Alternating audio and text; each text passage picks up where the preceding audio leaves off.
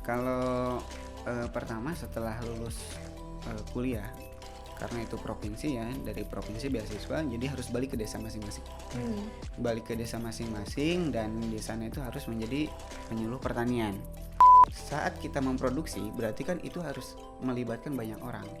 Ketika kita melibatkan banyak orang yang ada di sekitar kita itu siapa? Orang yang ada di sekitar kita itu adalah petani kan. Nah, gimana caranya kita mengembangkan potensi itu para petani?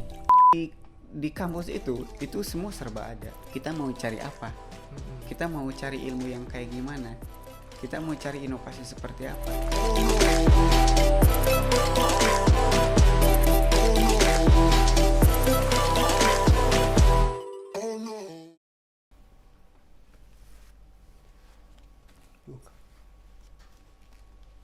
Ya, assalamualaikum warahmatullahi wabarakatuh. Waalaikumsalam warahmatullahi wabarakatuh. Halo Sobat Vokasi, gimana kabarnya? Semoga semuanya dalam keadaan sehat dan tetap ceria ya. Ya, meskipun di luar hujan ya. Baik, selamat bergabung di podcast edisi Komisi Bimbingan dan Konseling The Series dengan tema College Life versus Career Life.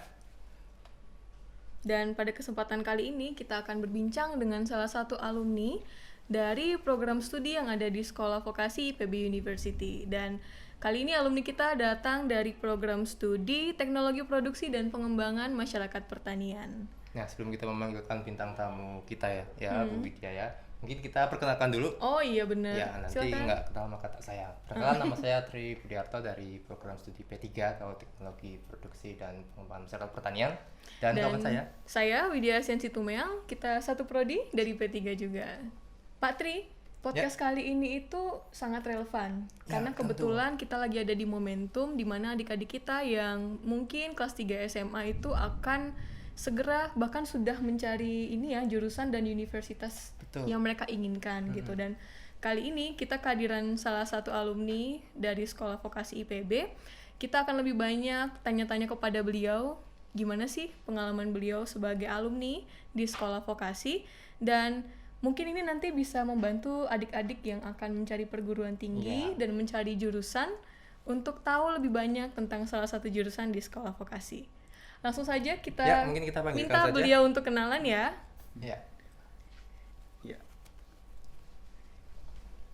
Ya, selamat siang. Selamat siang. Perkenalkan, nama saya Dedi Mulyadi. Saya dari Subang. Tepatnya di Desa Pringkasa, Kecamatan Pabuaran. Kemudian saya angkatan 46. Angkatan 46, jurusan Teknologi Produksi dan Pengembangan Masyarakat Pertanian, atau lebih ngetrennya itu disebut P3. Ya. Pekerjaan sekarang saya sebagai penyuluh pertanian, terus kemudian sekaligus saya juga berwirausaha. Alhamdulillah punya usaha di beras organik. Wah, cocok banget ini. Boleh tahu hobinya apa ini, Kang? Hobinya kayaknya melihara jenggot kayak saya. kalau hobi sih biasa olahraga ya. Olahraga. Ya, supaya sehat ya. Asik. Itu yang paling utama. Karena kalau misalkan organik ya. Iya. Jadi selain makanan yang sehat, olahraga juga menyehatkan. Nah, langsung aja kita ke pertanyaan pertama. Deg-degan gak, Kang? Biasalah. Dari Subang udah deg-degan ya tadi. Nih, pertanyaannya gampang banget. Kenapa dulu Kang Dedi memutuskan untuk masuk ke prodi P3? P3. Nah, dulu alhamdulillah ya, karena saya dapat beasiswa dari Pemprov Jawa Barat untuk belajar tentang pertanian. Alhamdulillah belajar di IPB, karena pada dasarnya di awal itu background saya, keluarga saya, terus mayoritas masyarakat keluarga di tempat saya itu adalah petani. Nah, yang paling ngetren di luar yang namanya pertanian itu identik dengan IPB. Makanya itu jadi salah satu motivasi saya, gimana caranya nih supaya bisa masuk ke IPB ini. Alhamdulillah pada saat itu dapat beasiswa dari Provinsi Jawa Barat. Seperti itu. Wah, keren banget ya. Ini relevan banget dengan latar belakang keluarga Pak Tri. Iya. Lalu boleh diceritakan sedikit mengenai pengalaman menarik selama menjadi mahasiswa di P3? Mungkin Kang Dedi punya cerita lucu atau yang berkesan gitu pengalaman menarik Terutama yang praktek ya, karena yang dilakukan di kuliah itu tidak hanya istilahnya teori saja. Kadang-kadang di lapangan itu teori dengan praktek itu berbeda, sangat jauh berbeda. Nah, oleh sebab itu yang dilakukan di kampus itu adalah praktek. Gimana caranya nih kita bisa menanam, menghasilkan dan memproduksi tanaman yang kita rawat. Nah, itu kan istilahnya apa ya? Penuh dengan seni lah. Seni berbudidaya. Nah, seperti itu. Itu yang paling unik. Terus yang kedua, karena dulu Pak Bintoro, Profesor Bintoro itu mengajarkan kita tentang kedisiplinan, salah satunya dengan mengikuti resimen mahasiswa. Jadi satu prodi itu wajib semua masuk Menwa ya. Menwa seperti itu. Nah, itu kan hal yang berbeda ya. Betul. Karena ya sekarang baru saya sadari ternyata kedisiplinan itu nomor satu. Baik itu di dunia kerja, di dunia usaha, kedisiplinan itu nomor satu, dan itu didapatkan oleh pengalaman kita sewaktu di resimen mahasiswa. Meskipun pada saat prakteknya dulu ya sempat uring-uringan juga kan. Harus jalan bebek, harus push up, harus hujan-hujanan, bangun pagi. Nah, tapi itu terasa saat ini gitu. Ketika kita terjun di dunia masyarakat luas seperti itu. Kedisiplinan ya nomor satu ya. Disiplin nomor satu. Jadi ini paket komplit banget ya. Kalau bisa dibilang gak cuman belajar tekniknya doang, tapi juga ada pelajaran lain yang ternyata sangat berguna begitu setelah lulus dari sekolah vokasi. Tapi Pak Kang Didi kan ikut Menwa ya. Boleh ceritakan sedikit bagaimana cara belajar menghadapi Menwa juga dengan mata kuliah yang ada di P3 gitu. Mungkin bisa diceritakan kepada sobat vokasi semua. Kalau dulu kita udah udah diatur jadwalnya. Jadi gimana caranya supaya kegiatan kita di Menwa itu tidak berbentrokan dengan kegiatan kuliah kita gitu. Jadi itu sudah diatur sedemikian rupa supaya nggak saling bentrok lah intinya. Supaya itu dapat semua seperti itu. Jadi semuanya dapat gitu semuanya ya. Dapat. Semuanya dapat gitu. Kalau tadi sempat disinggung-singgung ini sangat berguna untuk pengalaman pekerjaan. Boleh diceritain nggak Kang, profesi yang sedang ditekuni itu apa saja aktivitasnya? Ya, kalau pertama setelah lulus kuliah, karena itu provinsi ya, dari provinsi beasiswa, jadi harus balik ke desa masing-masing. Balik ke desa masing-masing dan di sana itu harus menjadi penyuluh pertanian. Dan ketika kita menjadi penyuluh pertanian berarti kita bicara tentang potensi yang ada di desa. Karena pada saat itu pokoknya tidak boleh kerja di luar. Harus balik ke kampungnya, ke desanya dan mengembangkan potensinya. Karena kan kita sudah dapat beasiswa nih dari provinsi. Harapannya dari provinsi itu balik ke desa itu ya mengembangkan potensi. Dan ketika kita sudah balik ke desa, di desa saya itu hanya ada beras, hanya ada padi. Cuman ya saya berpikir gimana caranya ini supaya tidak hanya padi terus nih. Atau kalau misalkan ada pun tetap padi, itu harus ada inovasi. Salah satunya adalah dengan pertanian organik yang digarap setelah lulus kuliah. Gitu. Jadi setelah lulus kuliah langsung budidaya pertanian organik gitu. Jadi selain menyuluh itu juga harus mengembangkan kewirausahaan, karena sewaktu di kampus dulu yang salah satu mata kuliah yang dipelajari itu adalah kewirausahaan. Jadi kita tidak hanya berpikir bagaimana cara kita bekerja di luar, tapi bagaimana cara kita berwirausaha mengembangkan potensi, dan itu sangat membekas buat saya secara pribadi. Jadi penyuluhannya jalan, wirausahanya juga jalan gitu. Berarti Kang Deddy ini pelopor pertanian organik di desanya. Wih, keren banget nih. Lalu kaitan antara program studi P3 sendiri dengan keprofesian Kang Deddy seperti apa? Apakah sangat berguna sekali ilmunya atau sangat berguna? Karena sewaktu di kuliah dulu yang kita pelajari adalah bagaimana cara mengembangkan masyarakat kan namanya juga teknologi produksi dan pengembangan masyarakat pertanian. Bagaimana cara memproduksi? Nah, saat kita memproduksi berarti kan itu harus melibatkan banyak orang. Ketika kita melibatkan banyak orang yang ada di sekitar kita itu siapa? Orang yang ada di sekitar kita itu adalah petani kan. Nah, gimana caranya kita mengembangkan potensi memproduksi itu dengan para petani? Makanya di sana kalau boleh sedikit cerita ya. Dulu setelah kuliah kita hanya ada 3 orang yang menerapkan pola pertanian organik. Itu hanya di lingkungan terdekat saja, saudara-saudara dekat gitu. Tapi setelah kita mengembangkan tentang pola pertanian organik, karena itu kan adalah inovasi baru ya. Karena pada umumnya di sana itu di 2012 itu adalah pertanian konvensional. Gitu. Nah, setelah kita diskusi, kita gali potensinya, ternyata ini loh, pertanian organik itu adalah solusi. Solusi bagi apa? Solusi bagi pertama lingkungan kita. Lingkungan kita sudah terlanjur tercemar. Terus kemudian yang kedua ekonomi. Kita mau jual beras organik harga 30.000 pun itu nggak apa-apa karena kategori beras organik adalah beras khusus, tidak berpatokan kepada HET. Nah, itu adalah solusi untuk meningkatkan kesejahteraan petani. Nah, itu yang ada di pikiran saya ketika itu. Jadi ya kita sambil jalan ya sampai akhirnya di 2013 lebih dari 24 orang, sampai sekarang itu lebih dari 54 orang. Itu yang tergabung di komunitas petani organik di Paguyuban Bumi Mandiri. Gitu. Jadi ada paguyubannya ya? Iya, kita bikin komunitasnya. Nggak tinggal 3 orang lagi? Enggak, alhamdulillah udah nambah. Apalagi dengan petani muda sekarang mungkin bisa menari ya Kang Dedi ya? Iya. Nah, Kang Dedi, kalau menurut Kang Dedi, apa nih kelebihan lulusan P3 dibanding lulusan lainnya, terutama pada bidang yang ditekuni oleh Kang Dedi? Karena P3 itu lebih spesifik ke bagaimana cara kita pendekatan kepada masyarakat, pengembangan masyarakat ya. Padahal kuncinya itu ada di pengembangan masyarakat. Mungkin teknologi budidaya itu dari Mbah Google aja gitu. Kita udah tahu bisa didapat gitu. Tapi untuk pengembangan masyarakat itu tidak hanya teori. Jadi harus praktek langsung dan itu didapat di kampus dulu, kegiatan di perkuliahan.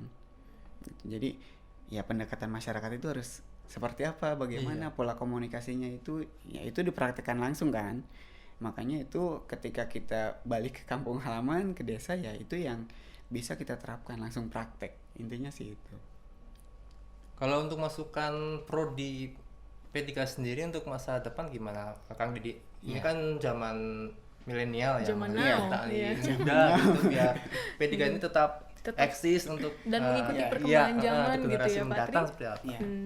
Kalau masukan dari saya sih sekarang kan mungkin udah angkatan keberapa ya sekarang? 58 ya? 50 ya, betul, 57. Nah, dulu itu saya hanya 46. Saya nggak punya kakak kelas. Dulu pas angkatan P3 46 itu kita nggak punya kakak kelas, adik kelas pun kita nggak punya. Pelopor ya? Ya, pelopor pertama. Nah, dulu mungkin ya kita terbatas komunikasi kan. Betul. Yang penting itu kan saat ini adalah relasi, jejaring. Nah, kita waktu itu ada 3 kelas, perikanan, pertanian, dan perikanan. Peternakan. Perikanan, pertanian, peternakan. Nah, dari 3 itu kan kita bangun relasi nih. Nah, yang harus kita kedepankan ke depan itu P3 itu bukan hanya angkatan 46. Tapi kan ada adik-adik kelas kita gitu. Meskipun pada saat dulu sampai lulus kuliah kita nggak punya adik kelas. Jadi kita sebatang kara di sini dulu. Anak tunggal ya. Anak tunggal. Sematawayang. Tapi alhamdulillah sekarang kan kita udah punya adik kelas. Betul. Itu tersebar di seluruh Indonesia dan itu yang harus dimanfaatkan karena ketika kita bicara pengembangan masyarakat, itu kita tidak berbicara di areal sekitar saja. Nah, kita mungkin bisa mengembangkan pertanian organik di Pringkasap, di Subang. Tapi ini juga bisa diduplikasi di tempat-tempat lain dengan metode yang sama. Nah, salah satunya yang tahun kemarin saya lakukan adalah pengembangan masyarakat itu di Kabupaten Sanggau. Di Kalimantan Barat, ya, itu bekerja sama dengan FAO, salah satu badan pangan dunia. Itu gimana caranya nih supaya masyarakat di sana itu mengembangkan pertanian organik, dan sampai akhirnya alhamdulillah di sana juga petani-petani di sana sudah tersertifikat sekarang. Gitu. Nah, itu kan sebenarnya sebuah jaringan ya. Betul. Dan itu yang harus dilakukan ke depan. Jadi jangan sampai lulusan dari P3 itu tidak saling mengenal antara satu angkatan dengan angkatan lainnya, dan itu yang harus dikelola mungkin oleh kampus ya. Seperti itu sih masukan dari saya. Ya, saya mencatat. Ya. Patri mencatat juga. Bahwa relasi itu paling penting sobat vokasi ya. Jadi setelah lulus itu tetap bersilaturahmi gitu ya. Dan keren banget ya, ternyata alumni kita tidak hanya di level nasional tapi juga punya Mendunia, jejaring internasional bahkan ya? dengan FAO gitu. Okay. Nah, sebelum penutup nih Pak Tri, ada satu pertanyaan, ini lebih kepada kunci atau resep rahasia gitu ya. Resep rahasia. Boleh ya Kang, bagi-bagi Iya, nih boleh. buat sobat vokasi lainnya. Sebagai seorang profesional, apa nilai-nilai kehidupan yang dipegang teguh oleh Kang Deddy hingga bisa sukses seperti sekarang?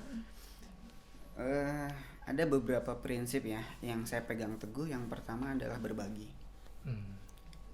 Baik itu ilmu, terus kemudian apapun itu ya, yang penting konsepnya adalah berbagi.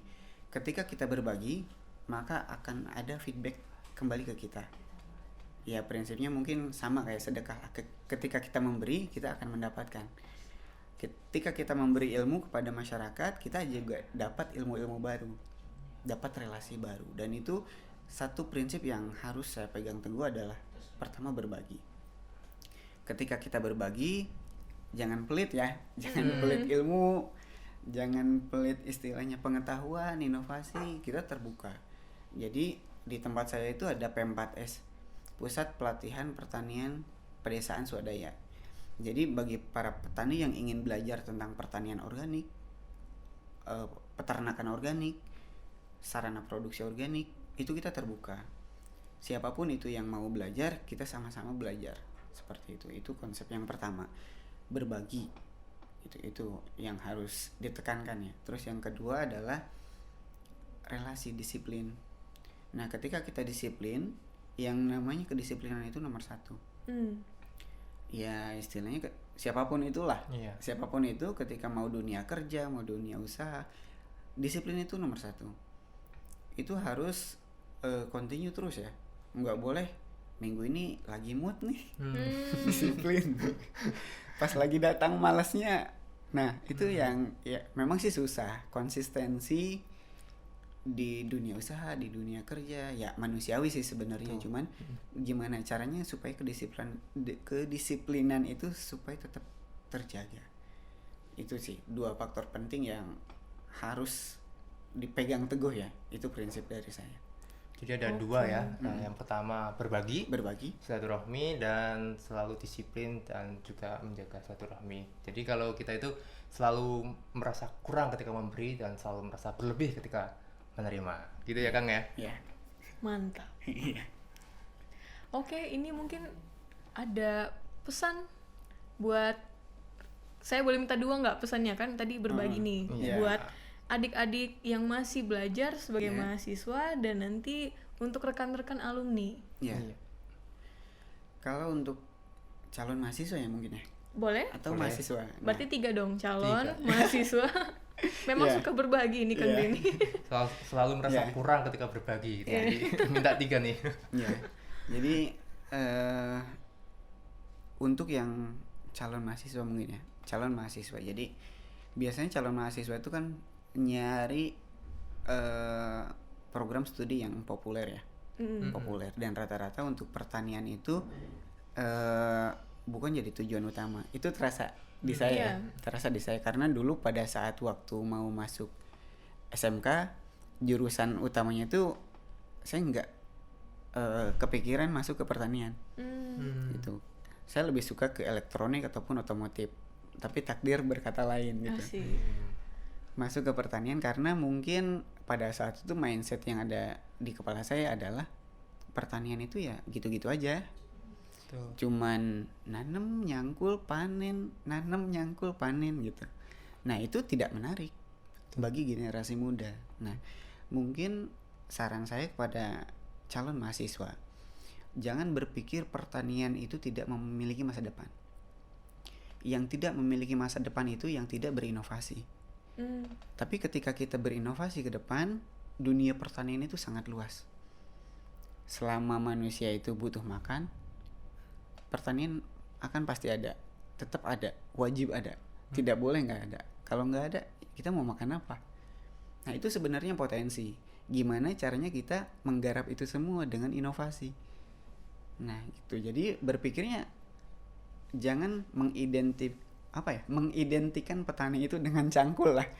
Kalau cangkul kan ya capek, keringetan, kotor gitu ya. kotor gitu. Sekarang kan ada mekanisasi. Betul. Nyemprot saja pakai drone kan. Iya. Udah mekanisasi udah canggih lah. Itu yang untuk para calon mahasiswa. Kemudian untuk para mahasiswa harapannya adalah manfaatkan potensi selama belajar di kampus itu bukan hanya kepada mata kuliah saja, tapi relasi itu juga penting. Bangun jejaring kepada para alumni yang sudah berpengalaman, yang sudah terjun di dunia usaha, jadi saling mengingatkan, saling menguatkan, saling mengeratkan. Jadi jangan istilahnya apa ya? Kupu-kupu. Iya. Kuliah pulang kuliah pulang gitu. Jadi di kampus itu semua serba ada. Kita mau cari apa? Kita mau cari ilmu yang kayak gimana? Kita mau cari inovasi seperti apa? Kita tinggal masuk ke perpustakaan. Iya. Di sana banyak ilmu-ilmu yang bertebaran di sana. Tinggal kita gali. Nah, harapannya seperti itu. Mungkin yang selama kuliah dianggap tidak penting, itu akan menjadi penting di dunia kerja ataupun di dunia usaha. Ini terjadi pada saya. Dulu saya nggak menganggap bahwa kultur jaringan itu penting, karena saya nggak kepikiran saya punya laboratorium atau gimana nih. Iya. Gitu. Tapi ternyata ketika kita masuk ke dunia kerja, dunia usaha, di pertanian organik itu ada yang namanya kultur mikroba. Dan itu ternyata alhamdulillah sudah ada basicnya sewaktu di kuliah dulu. Gitu. Jadi ketika kita mau budidaya tentang pengembangbiakan mikroba untuk agen hayati, kita udah punya dasarnya. Jadi yang awalnya dianggap nggak penting, betul, ternyata malah penting banget di dunia kerja. Itu yang harus dipegang oleh para mahasiswa ya. Jangan menganggap mata kuliah itu tidak penting. Pertama, relasi. Nah gitu. Terus yang ketiga ya, ketiga untuk para alumni. Nah, untuk yang para alumni itu ya jejaring sih, jaringan. Karena alumni IPB itu kan tersebar di seluruh Indonesia. Bahkan dunia. Harapannya ketika kita mencoba dan berhasil di suatu tempat, itu bisa diduplikasi di tempat lain. Dan itu harapannya. Jadi ketika kita lulus kuliah nih, jadi jangan sampai hilang kontak atau jago kandang gitu ya. Iya. Jadi ya intinya berbagi lah. Iya. Ketika kita berhasil di satu tempat, kita coba di tempat lain. Apakah bisa berhasil dengan pola yang sama atau harus ada perubahan atau inovasi baru. Intinya untuk membangun itu semua kita nggak bisa berdiri sendiri. Kita harus bersama-sama.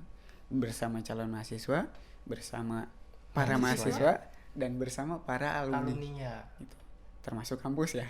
Iya. Empat berarti ya. Gitu. Oke. Kalau untuk produknya sendiri Kang, jadi mungkin bisa dikenalkan kepada sobat vokasi semua. Iya. Kalau produk yang saya buat itu sekarang itu adalah beras organik.